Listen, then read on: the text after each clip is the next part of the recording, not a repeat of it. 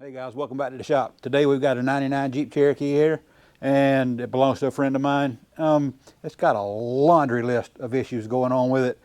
We're going to start picking them off one by one. I think today, first thing I'm going to do is try to figure out why even after clearing out the check engine light, it immediately comes right back on as soon as you start the vehicle.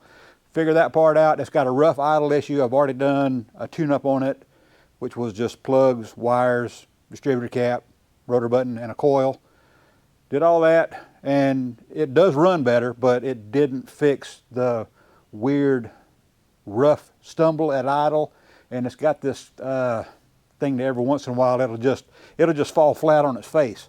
You know, you'll give it gas and it'll just lay down, then it'll take off. So we got to figure that part out. It needs front shocks. It needs a lot, but anyway, I think the first thing we're going to do today is figure out what's going on with this check engine light. So let's dive into that. All right, I've got my old scan tool hooked up to it. This thing is very old, but it still works great. Let's see here. Let's try to get it into the vehicle diagnosis. It's from 2004. That tells you how old this thing is. Let's see if I can, let's see. P1492. Remember that, guys. P1492, and we're going to look that up a little bit later on. So let's see here. Let's go back. Let's erase that code. Erase diagnosis. Yes, I am sure. Turn the key on, engine off, press enter. Okay, check engine light blinked. Command send, press enter to continue. All right, we got the code cleared. Let's see if that check engine light comes back on again.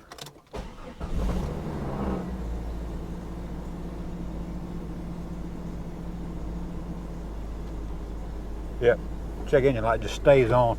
It comes back on immediately.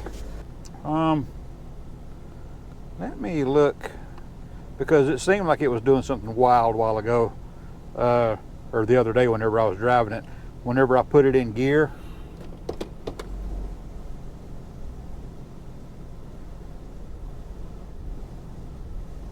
I'm sure you guys can hear that.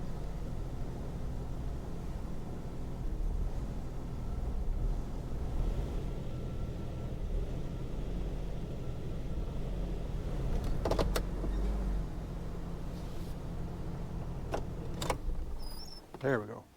One code found. 1492, battery temperature, ambient air temperature sensor circuit high. So we're going to go up under the battery over there here in a minute and check out and see if that battery temperature sensor is actually plugged in. So let's go look at that real quick. Battery temperature sensor is conveniently located under the battery. So we're going to take this thing loose, and these are really going to be fixed here. I don't even think these things are very tight. So got that loose. Got that loose. Definitely going to need to address that at some point.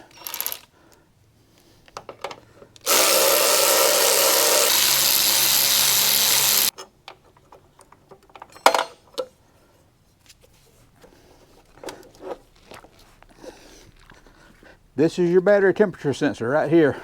And oftentimes when these battery trays get pulled out, people forget to put them, or forget to hook that sensor back up, or it could just be a bad sensor. So somebody's had this battery tray out before, because there's two missing bolts and one of them that's not even very tight. So let me get some tools for that.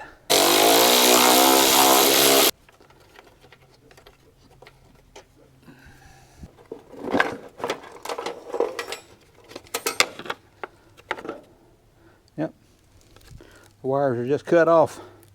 So hopefully that'll be an easy fix. All right, I got that repaired. While I was under here, I noticed that there's a random plug.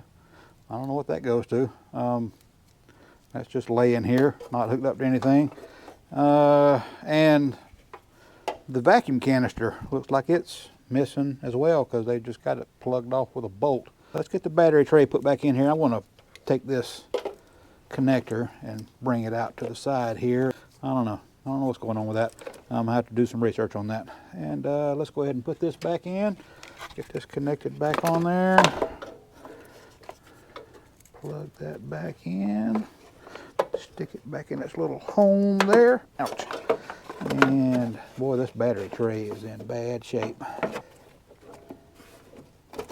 There we are. All right, let's put that one nut back on there that they had on there. Can't forget that. I think I'll even tighten it all the way down this time. Anyway, that's better than it was. And we'll stick our battery back in.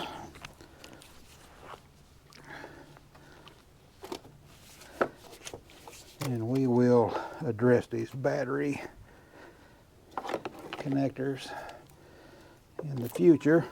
Well, it looks like the check engine light is off.